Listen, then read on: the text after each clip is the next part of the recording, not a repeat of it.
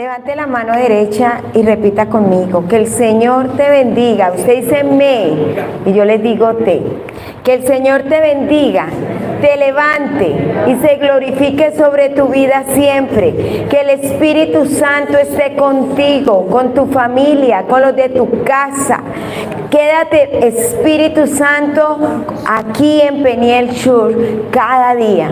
Amén y amén. Denle un fuerte aplauso al Espíritu Santo. Démosle siempre esa bienvenida. Pueden tomar asiento. El día de hoy vamos a hablar de los fundamentos de la vida cristiana. A veces uno dice, ay, yo ya me lo sé. No. Dice la Biblia que cada vez que yo hablo de algo y lo recuerdo es porque quiere el Señor renovar algo en mi vida.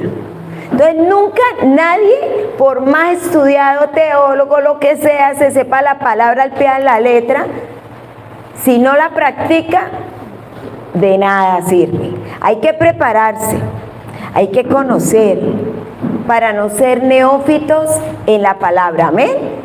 Pero hay que empezar a practicar, y esa práctica es la que más duele.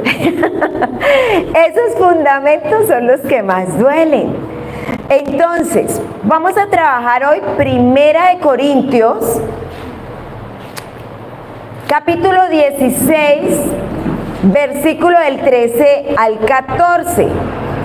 Yo la voy a leer en la Reina Valera, pero luego la leeremos en la Nueva Traducción Viviente. Dice: velad, estar firmes en la fe, portaos varonilmente y esforzaos. Todas vuestras cosas sean hechas con amor. Miremos cómo lo dice acá. Manténganse alerta, permanezcan firmes en la fe, sean valientes y fuertes.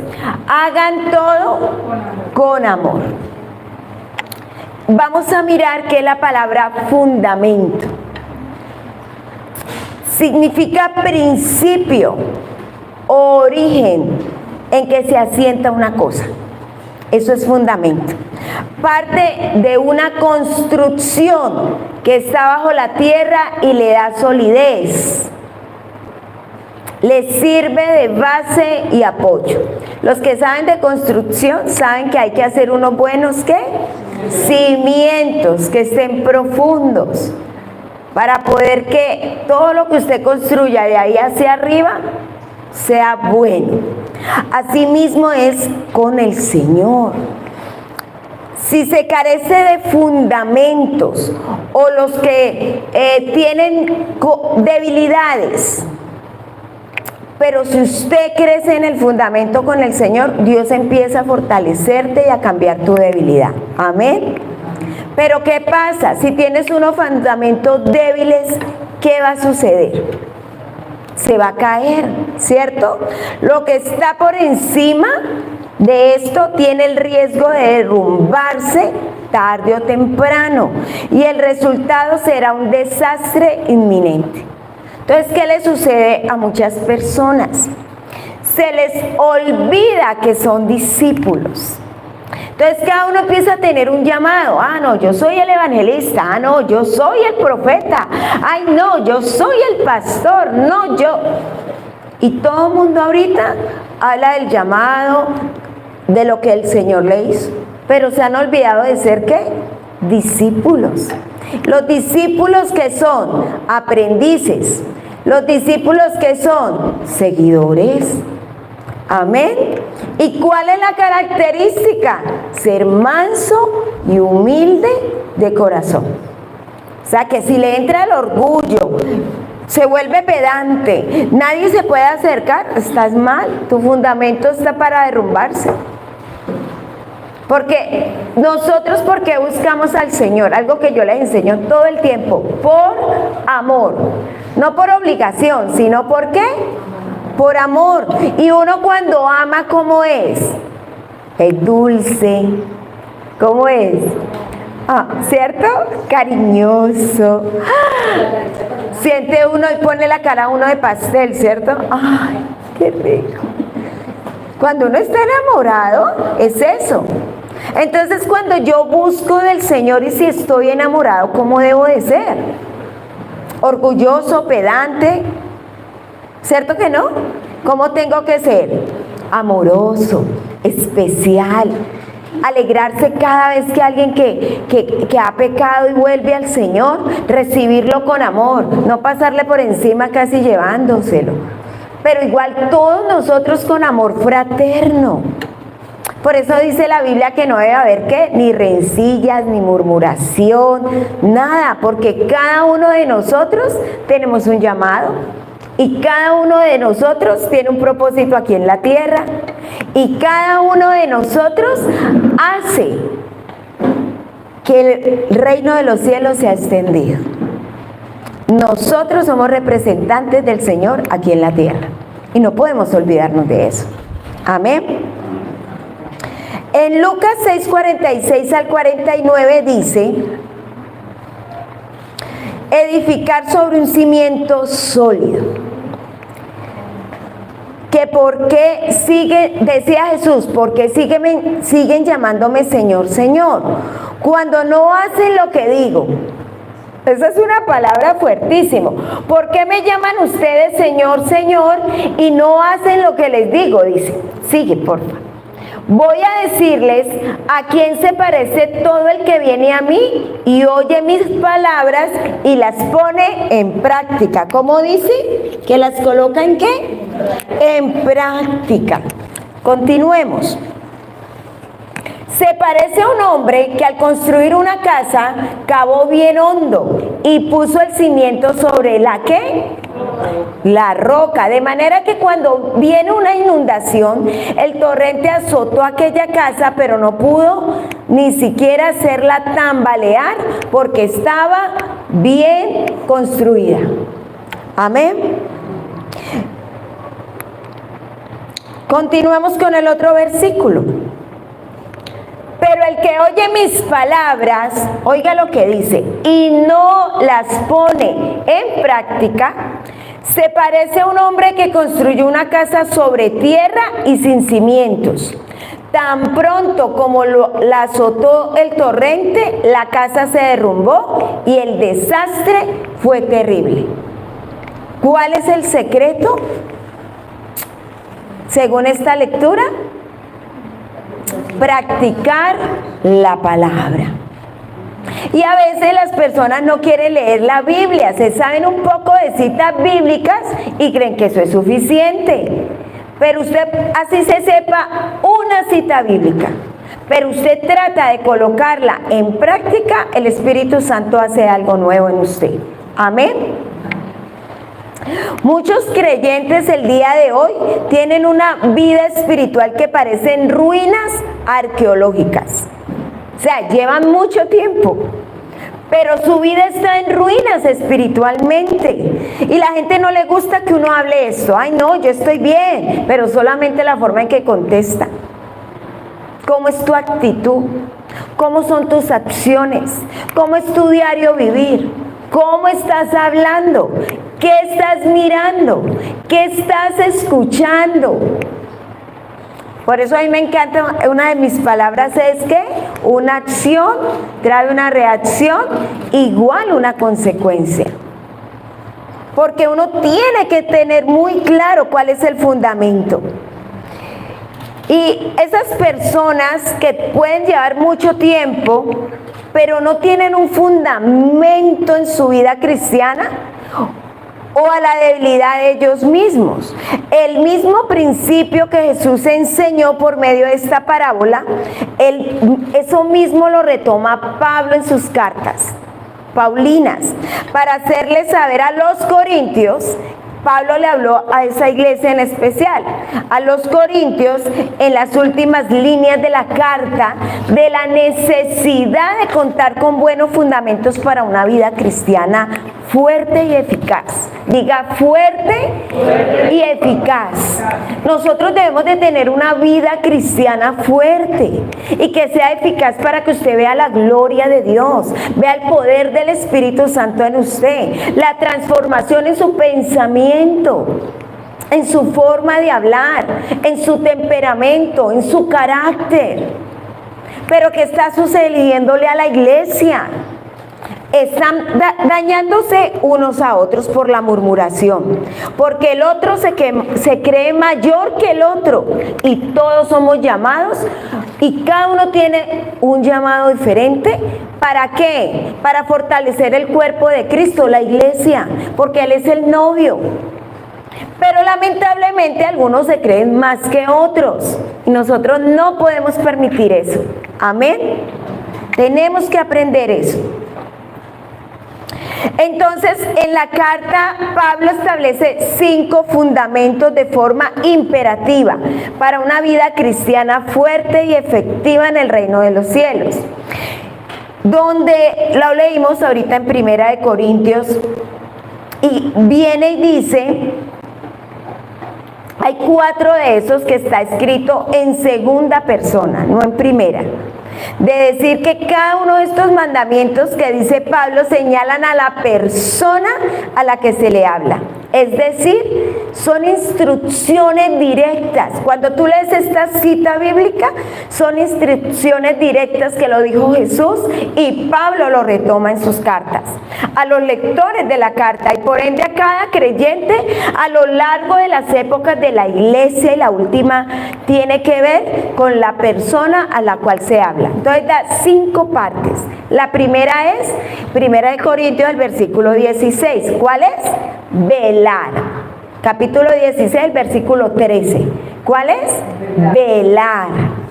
Dice, velad y estad firmes en la fe, portados varonilmente y esforzados. Entonces vamos a mirar qué significa ese velar, porque en las últimas instrucciones de Pablo a los corintios podría ser el velar. ¿Por qué creen ustedes? En esta palabra aparece más de 20 veces en el Nuevo Testamento. Por lo tanto, debe ser muy importante para nosotros, porque si aparece tanto en la palabra de Dios es porque es importante. Velar viene del griego gregoreo, estar despierto, estar alerta, tener cuidado, estar en vela, estar con vida. Mire todo lo que significa velar. Y hay gente que dice, ¿por qué voy a velar? ¿Por qué voy a trasnocharme por ahí? Y como antes para rumbear, tomar, ir a pecar, no les importaba que les llegara 1 día, 2 días, 3 días, 20, hasta 5 días tomando. Para el pecado, siempre el ser humano está ahí dispuesto, pero vaya usted que le toque velar. Para el Señor, tengo sueños, estoy cansado, no puedo, y me tocó, tiene los 20.000 un argumento. Y Pablo viene y dice, hay que velar, velad, cuidad, despiértate, debes de estar alerta. Amén. De acuerdo con los informes que Pablo había recibido de Corinto y las preguntas que ellos habían enviado en su carta, él podía darse cuenta que los creyentes no estaban velando. Él viene y se da cuenta, él dice, ustedes no están haciendo una de las 5 cosas que deben de realizar, sino todo lo contrario. Ellos eran espiritualmente apáticos, indiferentes. ¿Y a cuánto les ha sucedido eso? Que se vuelven apáticos, indiferentes, que pereza, que jartera, sacan los 20.000 argumentos para hacer una cosa. Nunca quieren dar una milla más. Las constantes divisiones en la iglesia, sus pleitos, en los tribunales o la inmoralidad dentro de la iglesia, su mal entendimiento y uso de los dones espirituales, que era lo que le pasaba a esa iglesia de Corinto, el haber cambiado la sabiduría de Dios porque se pasaron para la sabiduría humana, y sobre todo sobre la falta de amor. Eso le estaba pasando a la iglesia de Corinto, y Pablo inmediatamente lo detectó. Dijo, esta gente no está velando, no se está cuidando. Eran una ilustración clara para Pablo, que no estaban velando. Al dejar de velar, o sea, dejar de estar alertas, diga, estar alertas. O sea, que yo Tú y yo debemos de estar, ¿qué? Alertas. Cuidarnos los unos a los otros. Dejaron que todas esas ideas y hábitos pecaminosos de los cuales el Señor les había sacado, se volvieron a introducir en sus corazones y comenzaron a destruir su fidelidad al Señor. ¿Y qué afecta? Su comunión con otros creyentes. Es lo primero que afecta. Una persona que empieza a tener eso, empieza a alejarse. La actitud de velar no es una sugerencia para el cristiano, no es si tú quieres, no es si tú deseas. En la Biblia dice que es una orden directa de parte de Dios. Lo dijo Jesús, el Señor lo llamaba a velar al pueblo. Y la gente dice, no, es que no. Es una orden directa, porque sin ella somos presa del enemigo. Miremos primera de Pedro 5:8 para los que anotan. Dice, tengan cuidado y estén siempre alertas, pues su enemigo, el diablo, anda como león rugiente buscando a quien devorar. Es algo espiritual que viene atacándote. Y mire como dicen aquí, practiquen el dominio propio y manténganse alerta. ¿Manténganse qué? Alerta. Su enemigo el diablo ronda como león rugiente buscando a quien devorar. Las estrategias de Satanás son más sutiles de lo que muchos creyentes creen. Entonces la gente dice, no, todo es el diablo. No, todo no es el diablo. Hay decisiones propias que son humanas. Pero cuando permitimos y hacemos cosas que no tienen nada que ver con lo que Dios dice, estás abriendo puertas espirituales. Y Él está rondando para ver cuando tú abres una puerta espiritual para entrar y tocarte, y dañarte y destruirte. Entonces la vanagloria, el orgullo, eso no es de Dios. Su estrategia siempre comenzará por alejarnos de la verdad, es decir, de la palabra, con hacernos dudar de la verdad de Dios establecida en las Escrituras, con el fin de debilitarnos. O sea que si dejamos de leer la palabra de Dios, si dejamos de creer en ella, si dejamos de creer en sus promesas, pues sencillo, nos vamos a debilitar. Amén. Nos engañará para dudar de que Dios no nos escucha en nuestra oración. Y una vez debilitados, buscará alejarnos de la comunión con otros creyentes. Lo primero que Él hace, Él siempre va a buscar la forma de hacernos más atractivo el pecado. ¿Y qué es el pecado? Lo que le pasó a Adán y a Eva. ¿Qué le pasó? Dios le dio todo en el jardín, de todo podían coger, menos uno. Y Él le hizo atractivo a Eva ese árbol, ese fruto. Así pasa con nosotros. Va a presentarnos cosas que en la Biblia dice mundo, pero yo lo hablo como sociedad, nos ofrece los malos deseos, la ambición de tener todo lo que vemos, el orgullo de poseer muchas riquezas como algo de más valor, y va a distorsionar nuestra imagen de la santidad de nuestro Dios. Ah, es que es malo tener un carro. No tenga carro, pero sea humilde. Ah, es que yo no puedo soñar con una casa. Sueña con la casa, pero no corra la mirada de Dios, porque si pones la mirada en el dinero, el Dios dinero, vas a tenerlo, sí, pero el final es la muerte en tu vida espiritual. Entonces tenemos que ser equilibrados. Dios nos bendice, nos da cosas materiales. Hay una parte de la Biblia que dice que solamente agradezcamos por tener techo y comida. Y ya, con eso deberíamos de estar bien. Y el ser humano siempre quiere más. Y si tiene este carro, quiere otro de otra gama. Y si tiene otra gama, quiere otro de otra gama. Y siempre va a querer más. Por eso debemos de tener la mirada ¿en dónde? En Jesús. Porque Jesús, ¿qué va a hacer?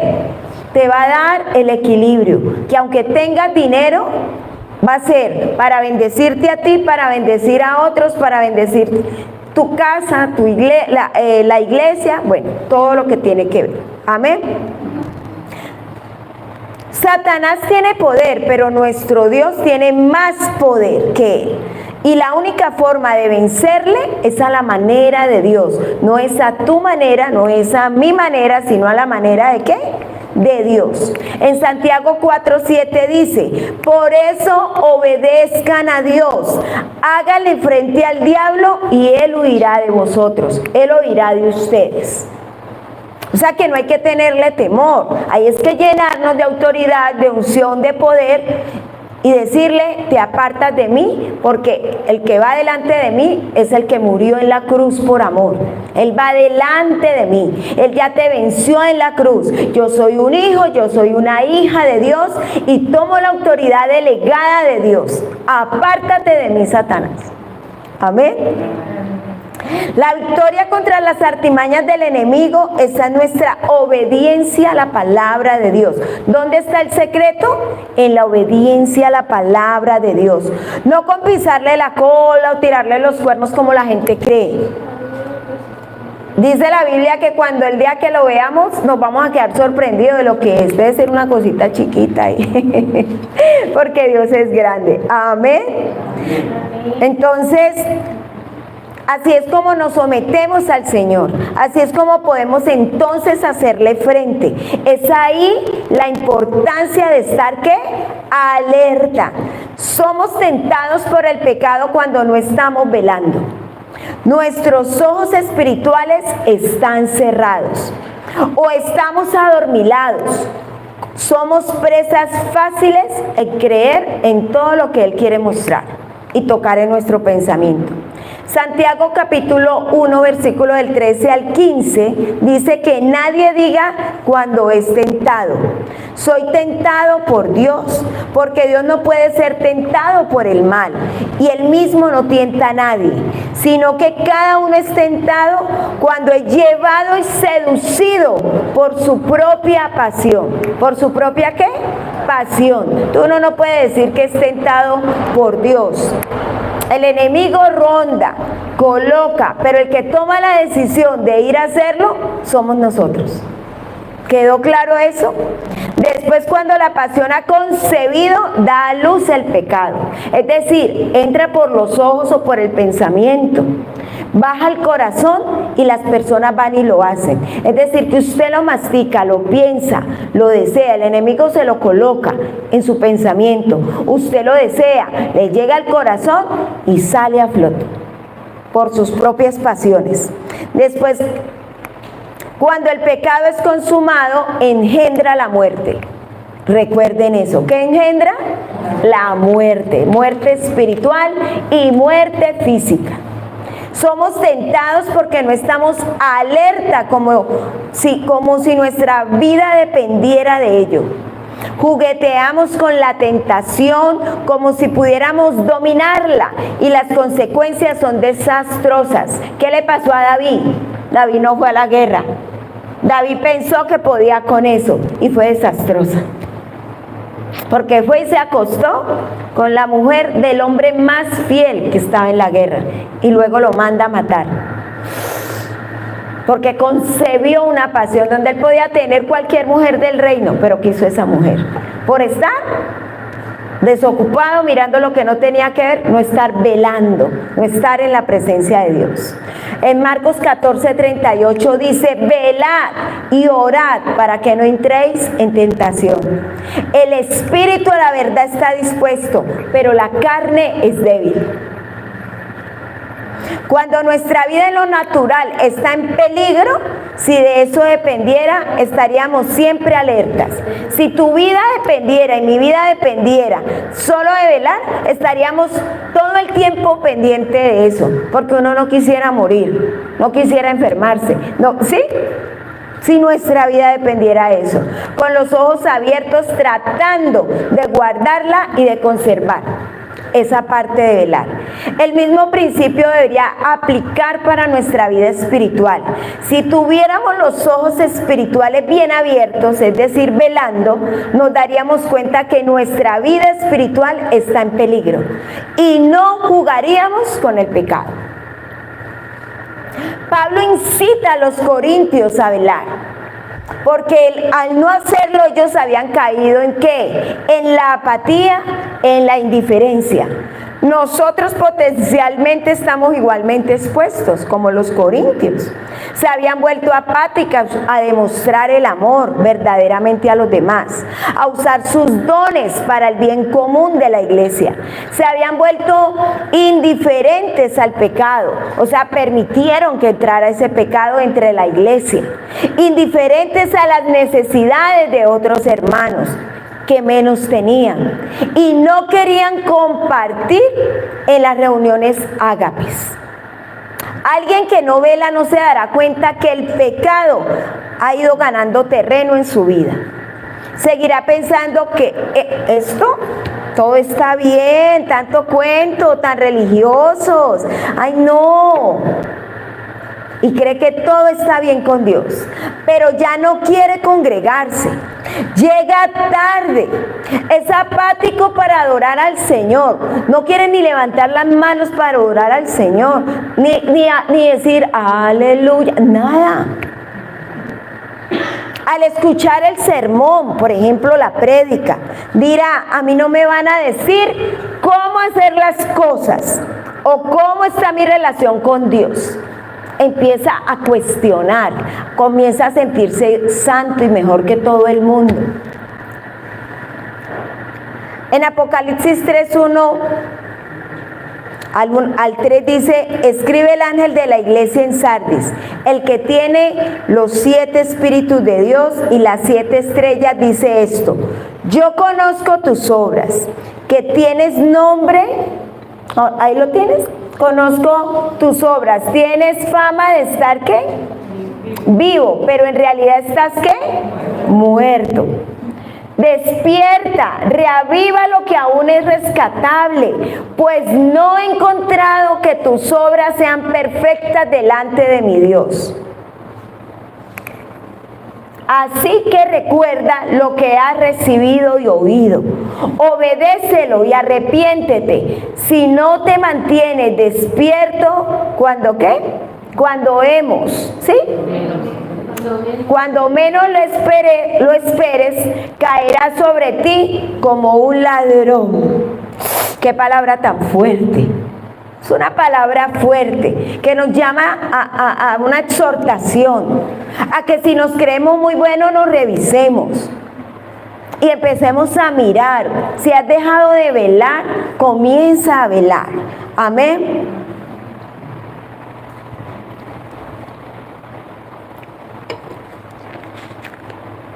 Por tanto, si no velas, vendré como ladrón y no sabrás a qué hora vendré sobre ti. No podemos menospreciar la palabra de Dios y pensar que no va a pasar nada en nuestra vida. A pesar que escuchamos las escrituras en cada reunión, sin hacer ningún cambio en nuestra vida, es hacer ver a Dios como que Él no respeta su palabra, pero Él no va a dejar que nadie deshonre su nombre. Es por eso que debemos de comenzar a ¿qué? A arrepentirnos. ¿Qué debemos de hacer? Arrepentirnos todos los días de nuestra vida, vivir un día como si fuera el último. Todo lo que hemos recibido y oído no es para dejarlo al olvido, a la apatía, a la indiferencia. Si eres creyente y no te has arrepentido, Dios te va a disciplinar como un hijo que necesita ser ¿qué? Corregido, y quizá de una manera que no la esperamos, para que vuelvas al redil.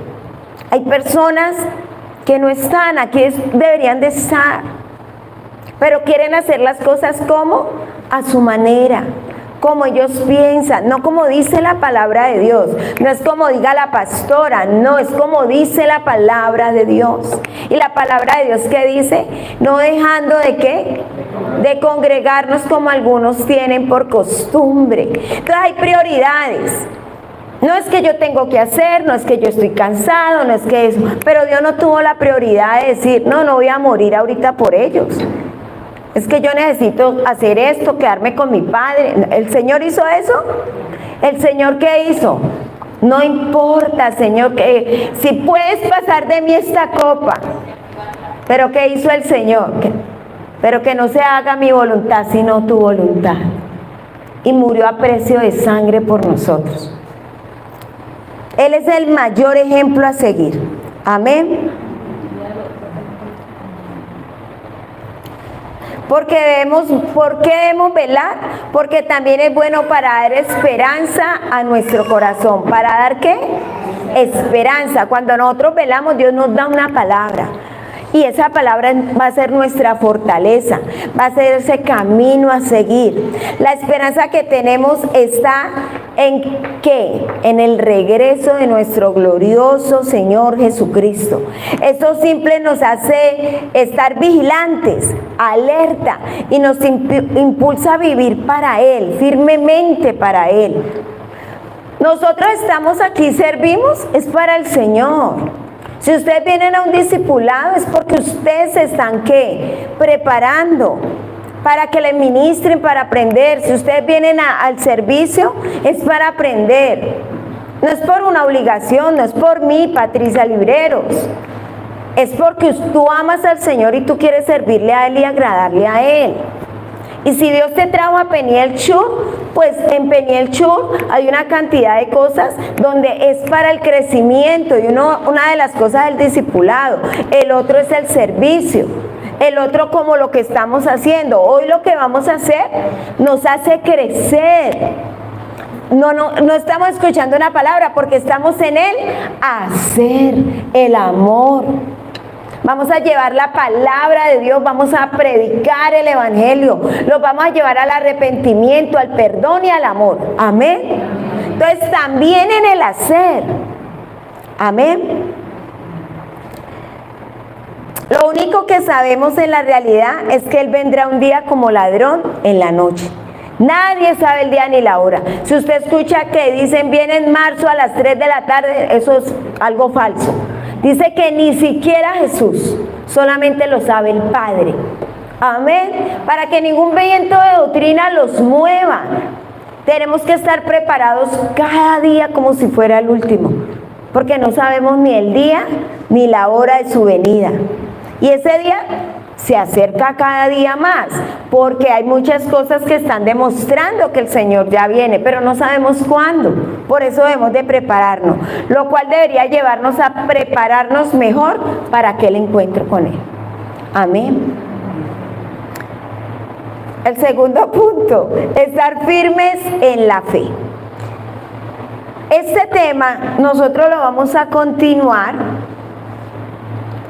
cuando me toque de nuevo, porque ustedes saben que nos tenemos que ir. Y ya casi va a ser la hora, pero quiero hablarles de estar firmes en la fe. Primera de Corintios 16:13, estamos en el mismo versículo, no hemos salido. Dice, velad, estar firmes en la fe. Portaos varonilmente y esforzados. Pero vamos a hablar del segundo fundamento que Pablo destaca para una vida cristiana fuerte y eficaz, que tenga firmeza en la fe. Hace 8 días hablamos de los niveles de la fe. Y estar firme significa esteco, del griego esteco, estar de pie, resistir, mantenerse, una posición, continuar siendo, estando. Eso significa estar firme. Y hace 8 días hablábamos de los 3 niveles de la fe, pero hoy estamos hablando de estar firmes, de ser constantes. La conducta de los corintios no demostraba mucha firmeza. Ellos no estaban manteniendo una posición muy firme en cuanto a Pablo ya les había enseñado. La fe de la que Pablo habla aquí no es la fe de confiar, sino la fe en la verdad, en la palabra, el conocimiento del evangelio. Es decir, que esta es otra parte de la fe. Y Pablo le decía, ustedes deben de tener conocimiento en lo que le he enseñado, en la palabra.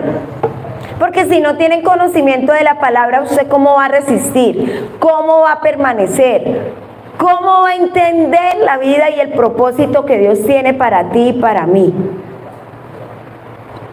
Algunos ya estaban tomando la verdad de Dios como una necedad, porque la palabra de la cruz es locura para los que se pierden. Cuando tú vas y predicas, dice, ay no, usted está loco, le lavaron el cerebro, ay no, qué pereza con usted. ¿A cuánto les ha pasado? Amén. ¿Cierto? ¿Qué le dicen? Para ellos es locura. Como una exageración, es que son muy religiosos. Es lo primero que le dicen, ay, usted es muy religioso. Las ideas del mundo y las filosofías humanas se habían metido a la iglesia. Pero la verdad de Dios es innegociable. No se puede negociar. La verdad de Dios no tiene nada que ver con el tiempo, con las condiciones sociales o personales. Es algo que debemos de tener claro. La palabra de Dios es atemporal, es decir, sin tiempo y absolutamente inamovible en cualquier sociedad. Amén. Gálatas 1 del 6 al 9 dice, me asombra que tan pronto está, miremoslo acá, me asombra que tan pronto estén dejando ustedes a quien los llamó por la gracia de Cristo, para pasarse a otro evangelio. Sigamos. No es que haya otro evangelio, sino que ciertos individuos están sembrando confusión entre ustedes y quieren tergiversar el evangelio de Cristo. Pero aún si alguno de nosotros o un ángel del cielo les predicara un evangelio distinto del que hemos predicado, que caiga bajo maldición. Versículo 9. Como ya lo hemos dicho ahora, lo repito, si alguien les anda predicando un evangelio distinto del que recibieron, que caiga bajo maldición. Cuando el evangelio es rebajado, para que no sea más agradable, para que las personas no se sientan agredidas o se ofendan, las consecuencias en la vida de los creyentes son desastrosas. Nosotros no podemos predicar para agradarle a la gente. Nosotros tenemos que predicar lo que dice ¿qué? La palabra de Dios. ¿Y qué dice la palabra de Dios? Que debemos de buscarle en espíritu y en verdad. Que debemos de estar firmes, segundo punto de ¿qué? De la fe. Efesios 4:14. Entonces ya no seremos inmaduros como los niños. No seremos arrastrados de un lado a otro. Miremoslo acá. Así ya no seremos niños, zarandeados por las olas y llevados de aquí para allá, por todo viento de enseñanza y por la astucia y los artificios de quienes emplean artimañas engañosas. No nos dejaremos llevar por personas que intentan engañarnos con mentiras, tan hábiles que parezcan a la verdad. De tal forma que entonces los creyentes no maduran, no alcanzan su desarrollo correcto y por lo tanto son llevados de un lado a otro en enseñanzas nuevas. Por eso debemos de estar firmes ¿en qué? En la fe. Y Pablo está hablando aquí, es conforme a la verdad, el evangelio, la palabra de Dios. Y el evangelio es Jesús. Y el único medio para llegar a los hombres es Jesucristo, que murió en la cruz. Es el único medio. Amén. Y ese es el evangelio. Por eso creemos que murió, que resucitó y que está sentado a la diestra de Dios Padre. Amén. Algunos, por no decir muchos, que hoy profesan ser cristianos, consideran que habría que quitarle alguna parte de la Biblia, partes que están en desuso. Dicen, no, es que eso ya un libro viejo, eso hay que quitarlo. ¿Cuántos han escuchado eso? Y por eso han sacado ¿qué? Otras doctrinas, otras cosas que no están en la palabra. Entonces entre esas entra el aborto, por ejemplo. Nosotros, ¿por qué no apoyamos el aborto? Porque nosotros somos pro vida, creemos lo que Dios dice, que desde el momento de la fecundación del óvulo con el espermatozoide hay vida. Y ahí inicia el espíritu del hombre esa formación. Así la ciencia diga que son gametos, que son... no importa, ya tiene vida. Por eso no estamos en la parte de lo del aborto. Entonces, necesitamos, y cantidad de cosas sociales que se mueven ahorita, que la palabra de Dios dice que es pecado. Dios no ama el pecado, pero ama al pecador. Amén. Ese es el evangelio. Nuestra vida cristiana no puede carecer de fundamentos fuertes. Cuando ponemos por encima las palabras de nosotros, nuestras ideas, nuestros pensamientos, a la manera como usted quiere ver las cosas. Y eso era lo que le estaba pasando a los corintios. Ellos estaban viendo las cosas como ellos quisieran. En segunda de Tesalonicenses, qué pena, 2:15 dice: así que, hermanos, estad firmes y retened la doctrina que habéis aprendido, sea por palabra o por carta nuestra. Si queremos retener la fe y permanecer firmes, debemos ser instruidos en todas las verdades de las Escrituras. Debemos estudiarlas todas, debemos creerlas todas, debemos retenerlas todas. Amén. Por eso es tan importante que entremos a los discipulados. Por ejemplo, el jueves se inició el discipulado 1. Los invito para que vengan a ese discipulado a las 7:30. Hay otros que están en el 2 y otros están en el 3. Debemos de estudiar, debemos de llenarnos de la palabra. Terminamos con esto. Segunda de Timoteo 3:16 al 17. Todo lo que está escrito en la Biblia es el mensaje de Dios y es útil para enseñar a la gente, para ayudarla y corregirla y para mostrarle cómo debe vivir. De ese modo los servidores de Dios, ¿cuántos somos servidores? Estarán completamente entrenados y preparados para hacer el bien. Amén. Dios usa su palabra para afirmarnos en Él. Su palabra es la voz de Dios hablándonos directamente. Es la forma como Él revela su voluntad a su pueblo. Acá es la roca de donde podemos estar firmes. Una vida cristiana fuerte es una vida que es sometida a la palabra y persevera en ella todos los días de su vida. Amén. Ya yo miro por aquí. Tercero, portaos varonilmente. Está ahí mismo en el versículo 13. No hemos pasado el versículo 13. Entonces hemos visto velad, estar firmes. Ahora dice portaos varonilmente.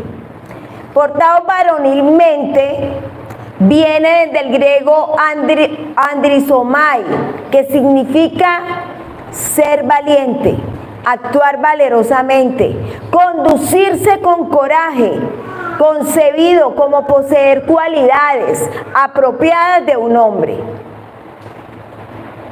Amén. Después continuaremos con esta prédica. Cuando ya yo vuelva a predicar, cuando esto, continuamos con esto. ¿Quedamos en dónde? Portaos varonilmente. Amén. Colóquese en sus pies. Vamos a orar por las dos que hemos visto ya a profundidad, que es velar y estar firmes en la fe. Oren conmigo.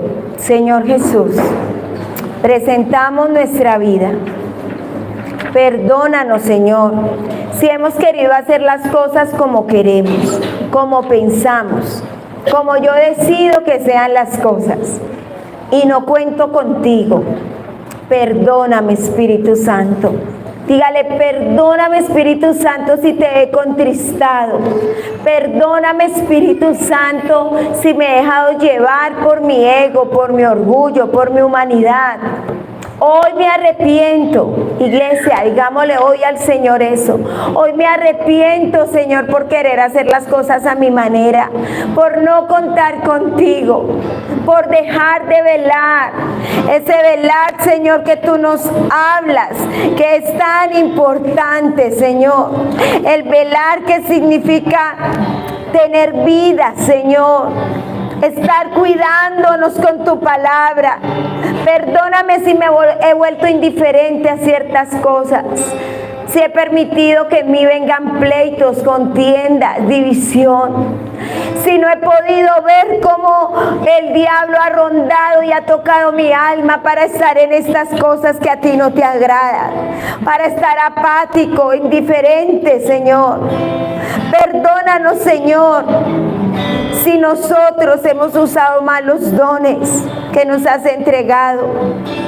Haber cambiado la sabiduría tuya, Señor, por una sabiduría humana, perdónanos. Glorifícate, Señor, en nuestra vida.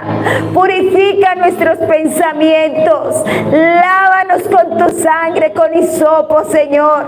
Haznos más blancos que la nieve. Permite, Señor, llámanos para que oremos, para que entremos en esa intimidad contigo. Queremos tener una vida diferente. Queremos estar llenos de tu Espíritu, Señor. Estar preparados para cuando tú vengas o cuando tú nos llames a tu presencia y partamos de esta tierra. Debemos de estar limpios, sanos de corazón, nuestros pensamientos purificados, y la única forma es velando, Señor, estudiando tu palabra, orando, llenándonos contigo. No es lo que nosotros creemos, no es lo que nosotros pensamos, es lo que tú dices, para lo que tú nos llamaste, para la que tú nos buscaste, Señor, para que te representemos a ti y estar firmes, Señor, en la fe. Yo no quiero tener una fe inconstante, yo quiero tener una fe firme, una fe, Dios mío, como dice Pablo en esta de Corintios, cuando le hablaba a los corintios, poder conocer cada día el Evangelio, vivir el Evangelio, predicar tu palabra, estar firme, Señor, porque cuando yo estoy firme, Padre Santo, puedo verte a ti, puedo estar en mayor santidad, puedo glorificar tu nombre, Señor. A veces creemos que todo lo sabemos, pero realmente somos como niños, Señor, que necesitamos cada día, niños que están madurando, pero que no dejan de necesitar de ti. Cada día necesito, repite conmigo ahí, Señor, yo necesito de ti. No me sueltes de tu mano, no me sueltes, Señor, porque yo necesito estar contigo. Yo necesito que la gloria tuya sea manifestada en mi vida. Yo necesito, Señor, verte siempre. Yo no quiero correr, Dios mío, mis ojos, solo quiero verte a ti. Dele un fuerte aplauso al Señor. Dígale, Señor, te amo, Señor.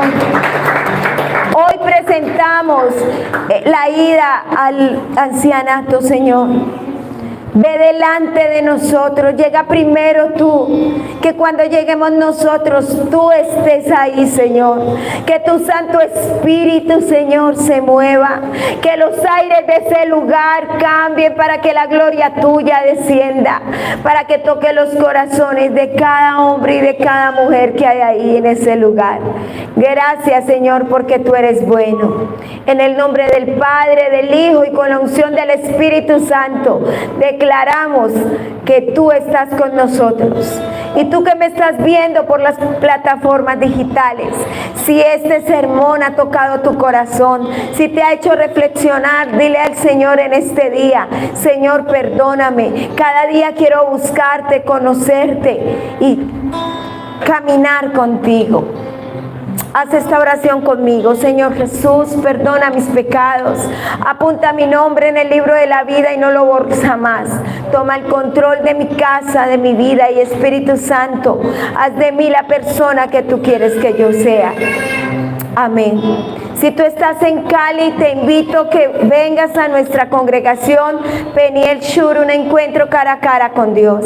Si estás en otra ciudad de aquí de Colombia o en las naciones de la tierra, busquen un lugar donde congregarse. Síganos por nuestras redes, nuestras plataformas digitales, que siempre habrá una palabra de aliento, una palabra de amor, una palabra de parte del Señor. Que Dios les bendiga y gracias por estar con nosotros. Adiós. Que Dios les bendiga mucho. Chao.